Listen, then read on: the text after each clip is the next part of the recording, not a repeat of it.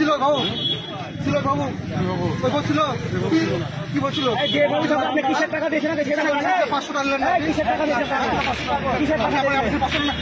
আমি আপনাকে বললাম, আমি আপনাকে বললাম যে 400 টাকা আমার 500 টাকা দিলাম। হ্যাঁ, আপনার হাতে দিয়েছি টাকা 500 টাকা না, ভুল বললেন। তোমার কাছে 500 টাকা চাইলো, মাস্তান হিসেবে চাইলো না। কিসের টাকা দিয়েছেন আপনি সেটা বলে লাগে।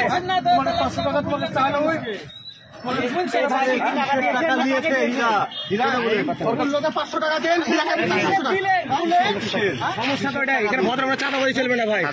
চাঁদাবাজি তো হয়েছে 500 টাকা, আবার আজকে টাকা দেন, এটা গন্ডল করেছেন মানে?